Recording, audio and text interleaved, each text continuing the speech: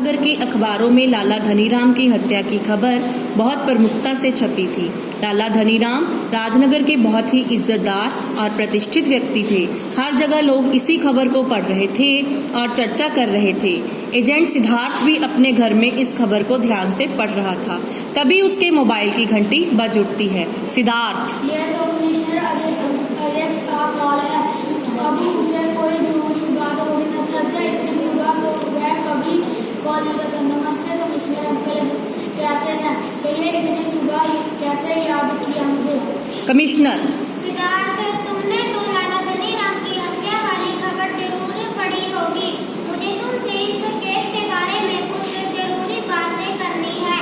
फौरन मेरे ऑफिस आ जाओ। इतना सुनते ही सिद्धार्थ पुलिस हेडक्वार्टर की तरफ निकल पड़ता है। सिद्धार्थ एक शौकिया जासूस था। कम उम्र होने के बाद भी उसने अपनी बुद्धि और चतुराई से कई मुश्किल केस सुलझाकर पुलिस की मदद की थी। कमिश्नर अजय उसकी इस प्रतिभा से बहुत खुश रहते हैं और अक्सर मुश्किल केस में उसकी मदद लेते रहते हैं। थोड़ी ही देर में सिद्धार्थ पुलिस हेडक्वार्टर में कमिश्नर अजय के सामने बैठा था। कमिश्नर, सिद्धार्थ, कल रात को लाला धनीराम का उनकी हवेली में रहस्य तरीके से खून हो गया। अभी तक उन्हें पकड़ा नहीं गया। हाई प्रोफाइल केस होने के कारण पुलिस का खूनी को पकड़ने और केस सॉल्व करने का बहुत दबाव है। इंस्पेक्टर चुलबुल पांडे इस केस पर काम कर रही है, लेकिन मैं चाहता हूँ कि तुम भी पुलिस के साथ इस केस पर काम करो। सिद्धार्थ, जरूर अंकल, आप चिंता ना करें, हम बहुत जल्दी पूरी को पकड़ लेंगे। इतना कहकर सिद्धार्थ लाला धनीराम की हवेली की तरफ निकल पड़ता है। धनीराम की आलीशान हवेली पर पहुंचकर उसने देखा कि वहां लोगों की भीड़ जमा है। कुछ पुलिस वाले भी तहकीकात कर रहे थे। बिना समय गंवाए सिद्धार्थ सीधा इंस्पेक्टर चुलबुल के पास पहुंचा। इंस्पेक्टर चुलबुल एक मोहन नाम के व्यक्ति से पूछताछ कर रहे थे। मोहन, माफ कीजिएगा साहब, मुझे इसके ज्यादा और कुछ नहीं पता। इंस्पेक्टर चुलबुल, ठीक है, अभी तो तुम जाओ। ध्यान रहे कुछ भी छुपाने की कोशिश मत करना। अरे सिद्धार्थ, तुम आ गए। थोड़ी देर पहले ही अजय साहब ने मुझे फोन करके तुम्हारे बारे में बताया। इंस्पेक्टर चुलबुल ने सिद्धार्थ को केस के बारे में बताना शुरू किया। धनीराम एक सफल व्यापारी थे। रुपए पैसों की कोई कमी नहीं थी। पुराने विचारों के होने के साथ वह थोड़ी क्रोधी स्वभाव के थे और थोड़ी मुंहबट भी थे। क्रोध में अक्सर लोगों को चुभने वाली बातें बोल दिया करते थे। धनीराम के परिवार में उनके 3 लड़के थे, पवन, दीपक, सुनील। तीनों अविवाहित हैं और इसी घर में रहते हैं। उनकी पत्नी का निधन छोटे बेटे दीपक के जन्म के समय हो गया था। इनके अलावा रामू नाम का एक विश्वास पात्र नौकर भी था। रामू इनके साथ कई सालों से है और उस पर कोई शक नहीं है। सबसे छोटे बेटे का नाम दीपक है। बेचारा शरीर से लाचार है। उसका एक पाँव खराब है, इसीलिए बैसाखी का प्रयोग करता है। बहुत ही सीधा और नेक आदमी है। कोई काम नहीं करता और सारे समय घर में ही रहता है, लेकिन उसे पढ़ने का बहुत शौक है। उसे कई विषय पर अच्छा ज्ञान है।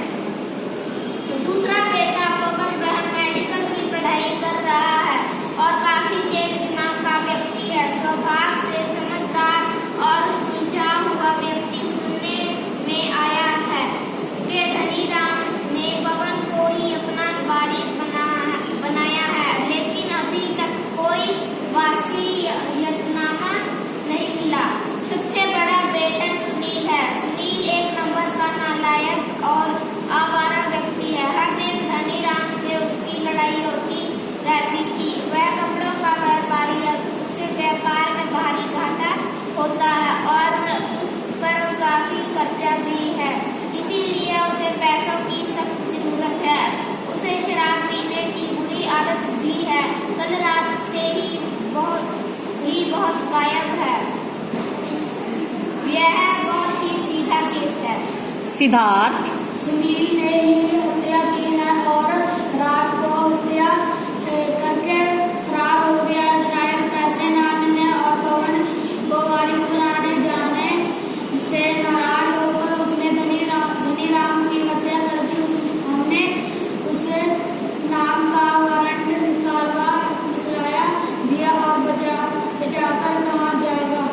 सिद्धार्थ।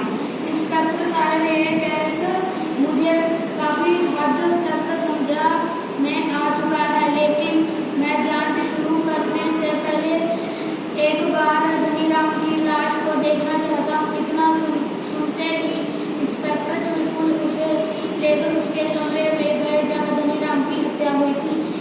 इनकी हत्या कैसे हुई है और इनका गले पर निशान कैसा है?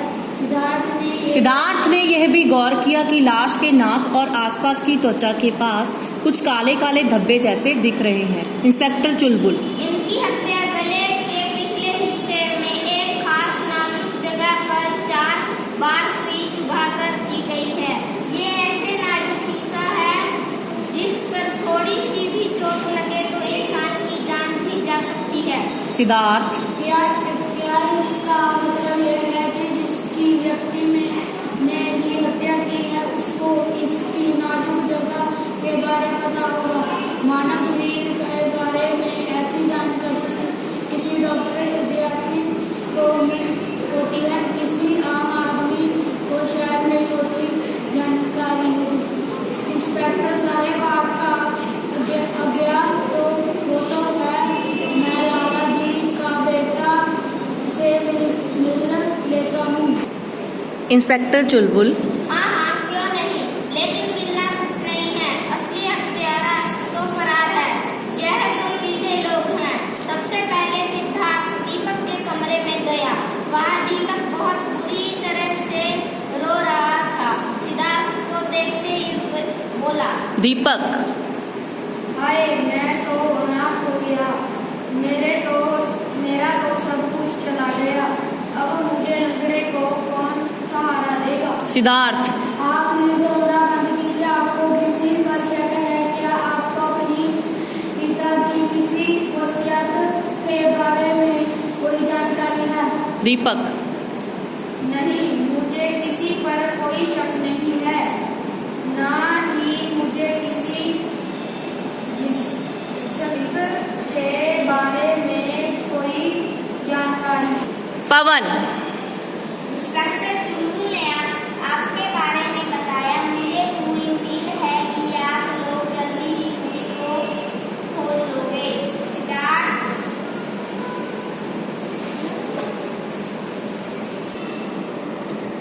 सिद्धार्थ। क्या आपके पिताजी की किसी से दुश्मनी थी? ऐसा तो नहीं है, सुनील ने ही आपके पिताजी का खून किया होगा। पवन। नहीं, ऐसा नहीं हो सकता। सुनील भैया कितने भी बुरे हो, लेकिन वह कैसा काम बिल्कुल नहीं करेंगे। पिताजी तो बहुत ही सज्जन थे और उनकी किसी से कोई दुश्मनी नहीं थी। सिद्धार्थ। ठीक है, आप कहते हैं तो मान लेता हूँ, लेकिन अभी आप हमारे शक के दायरे में हैं। हम आपसे सहयोग की पूरी आश में है। इतना कहने के बाद आप इंस्पेक्टर चुलबुल से मिलेंगे? ठीक है इंस्पेक्टर साहब, मैं घर के लिए निकलता हूँ। मुझे कुछ सुराग मिले हैं, लेकिन मैं पूरी तरह असत्य होकर ही आपको बता। सुनील। मैंने किसी की हत्या नहीं की है। मैं निर्दोष हूँ। भले ही मैंने उस दिन पहले पिताजी से लड़ाई की थी, लेकिन मैं टूटी गई हूँ। जब मुझे पता लगा कि उन्हें सारी संपत्ति पवन के नाम कर दी है, तो मुझे क्रोध आ गया। ऐसे स्थिति में किसी को भी क्रोध आ जाता है। सुनील।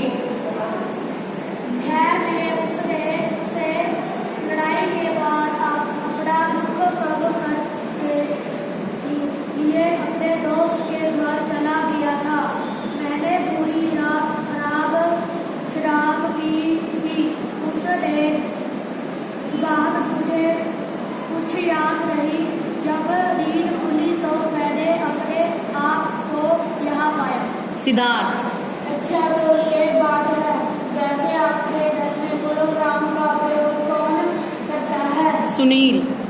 क्लोरोफॉर्म का प्रयोग था सुनील का जवाब सुनकर सिद्धार्थ चौंक गया, लेकिन उसने कुछ नहीं कहा और वह तुरंत ही धनीराम की हवेली के लिए निकल पड़ा। धनीराम की हवेली पर पहुंचकर सिद्धार्थ घर के नौकर रामू से मिला और उससे कुछ सवाल जवाब किया। रामू से कुछ सुराग लेकर वह दीपक के कमरे में पहुंचा और बोला, सिद्धार्थ, माफ कीजिए, आपके पास कोई कलम है क्या? जैसे ये सिद्धार्थ ने दीपक से मिली कलम चलाकर देखी तो उसकी आंखों में एक चमक आ गई। सिद्धार्थ, हम आपके कमरे की तलाशी लेना चाहते हैं। दीपक, क्या बकवास है? थोड़ी ही देर में दीपक के कमरे से हत्या में प्रयुक्त सिरिंज और क्लोरोफॉर्म की बोतल बरामद हो चुकी थी। उसके कमरे से धनीराम की वसीयत भी मिल चुकी थी। वसीयत पवन के नाम थी। धनीराम का खूनी पकड़ा गया था। दीपक ने प्लानिंग तो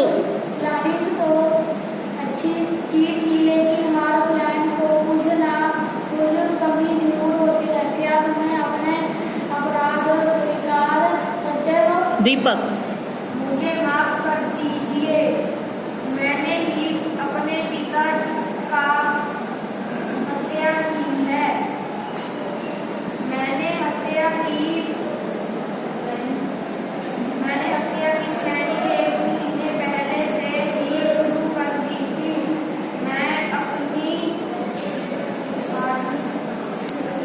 मैं अपनी शारीरिक अक्षमता के बारे में पिताजी को कानों से तंग आ चुका था। पिताजी मुझे मनहूस कहते थे और मुझे ही माँ की मौत का जिम्मेदार मानते थे। सुरेश, उस दिन तो हद ही हो गई जब मुझे पता चला कि पिताजी ने सारी वसीयत पवन के नाम कर दी है, और दिन ही मैंने ठान लिया था कि मुझे पिताजी को रास्ते से हटाना होगा और वसीयत भी करनी होगी, वरना मुझे संपत्ति का एक ढेला भी नहीं मिलेगा और मैं गरीबी में ही मर जाऊंगा। सिद्धार्थ,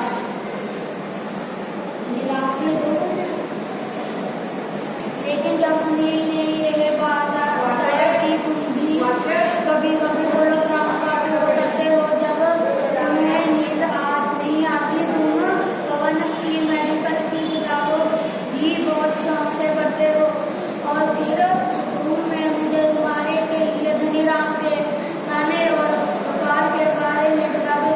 पवन अगर हत्या करता तो गले पर एक ही निशान होता, क्योंकि वह डॉक्टर है। आखिर में मुझे लाल रंग की कलम तुम्हारे कमरे में मिली, जो बिल्कुल लाल रंग से लिखी थी, जिससे पवन के किताबों में अंडरलाइन की गई थी। पवन ऐसा सबूत कभी नहीं छोड़ता और रही सही तुम्हारे कमरे में मिली वसीयत ने पूरा कर दिया। इस प्रकार सिद्धार्थ ने अपनी बुद्धिमानी और सूझबूझ से एक और मुश्किल केस सुलझा दिया था। सब जगह सिद्धार्थ की प्रशंसा हो रही थी।